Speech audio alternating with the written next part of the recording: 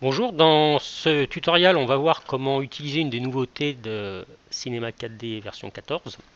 C'est un assistant de caméra mapping. En fait on va mettre un objet 3D dans une photo 2D évidemment.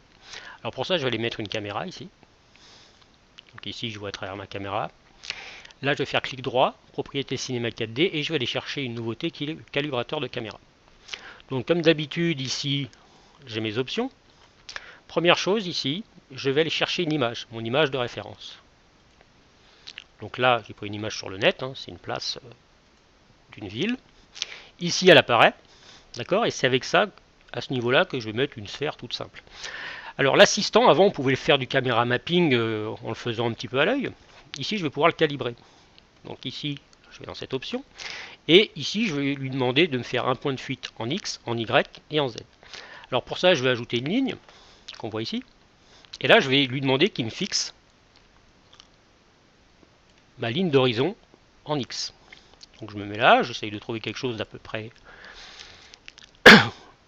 bon. Et là, pour me mettre en valeur de X, je clique sur la petite ligne ici, tout en appuyant sur la touche Shift. Donc dès que ça passe en rouge ici, il est en train de me calculer le mieux possible la ligne de fuite.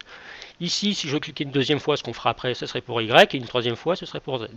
Donc là, je le laisse en rouge. Maintenant, celle-là, je vais la dupliquer, avec CTRL ou pomme sur Mac, et je vais dire que ici, admettons, c'est une ligne droite d'horizon. Voilà. Et voilà.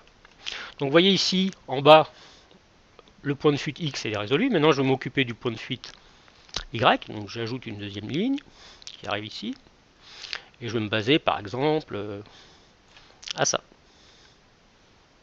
Voilà. Alors n'hésitez pas à prendre votre temps. Là, je le fais un peu vite. Donc pour avoir en Y, une fois je clique en appuyant sur touche Shift, et une deuxième fois. Maintenant, celle-là, je la duplique. CTRL ou pomme.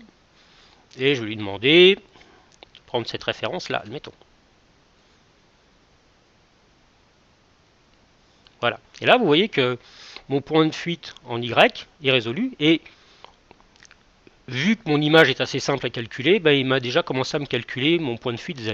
Mais je peux très bien rajouter une autre ligne ici.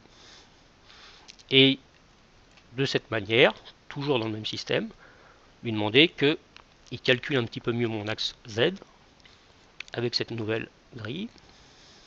Voilà. Et je vais la dupliquer aussi, je vais la mettre, admettons, là.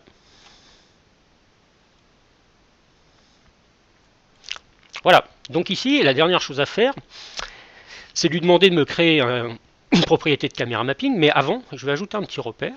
Voilà.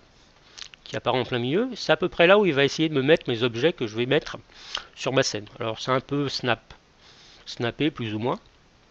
Donc ici, tout est résolu et je vais lui demander ici qu'il me crée un caméra mapping. Voilà. Donc en haut, il m'a créé un tag. Et ici, je vais lui demander qu'il me crée un objet de fond. Voilà. Donc là, il m'a créé un fond. C'est-à-dire que c'est un plan qui sera toujours face à moi. Et maintenant que tout est réglé, ben, si je mets des options là-dessus, des objets, ben, automatiquement, il va les calibrer plus ou moins bien. Alors, ici, je mets un plan d'abord. Et ici, on croit que c'est pas bon parce qu'il faut que je mette mon œil dans ma caméra. Voilà. Vous voyez que c'est quand même déjà quasiment fait. Donc là, je vais l'agrandir. Voilà, un petit peu. Imaginons.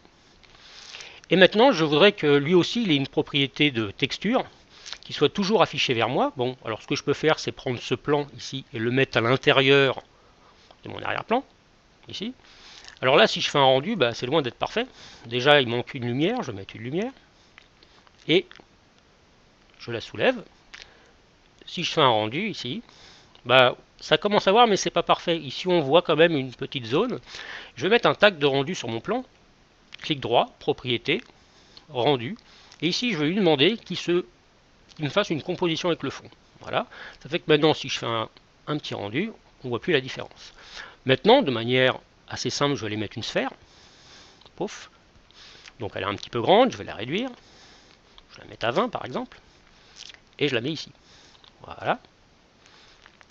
Voilà, puis je l'avance un peu vers moi. Admettons. Donc là, déjà, si je fais un rendu, on a un petit peu l'impression qu'elle est là. La seule chose que je vais faire, c'est la reculer un petit peu ou avancer ma lumière pour l'éclairer. Selon. Voilà, admettons. Et à cette lumière, je vais lui demander qu'elle projette une ombre. Donc ici, je vais lui demander qu'elle me mette une ombre adaptative. je fais un rendu. Voilà, donc on a cette petite ombre. Et pour fignoler, je vais lui mettre une texture de chrome. Donc je vais dans ma médiathèque, je vais dans les pré-réglages, Prime, matériel, basique, et je vais mettre, admettons, celui-ci. Pouf. Alors, maintenant, si je fais encore un rendu, on commence à voir ici que ça s'incruste de mieux en mieux.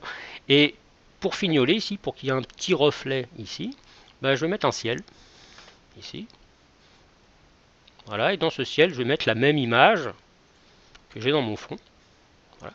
Par contre, je ne veux pas qu'elle apparaisse, je veux qu'elle apparaisse que dans la réflexion, donc je vais sur mon ciel, encore un tag, clic droit, propriété cinéma 4D. Voilà. Et c'est un tag de rendu, et je vais lui demander qu'il n'apparaisse pas à ma caméra. Donc je clique, visibilité caméra, je décoche. Donc maintenant, si je fais mon rendu, voilà, j'ai ce genre d'objet. Alors, l'avantage, c'est que ici, il est là, mais si je le duplique, après, je pourrais mettre un texte, ce que je veux. Une fois qu'il y en a un qui est calé, tous les autres vont se caler plus ou moins pareil. Voilà. Et en jouant avec mes petites lumières, je vais pouvoir, ici, faire ce genre d'animation. Enfin, de photo. Voilà.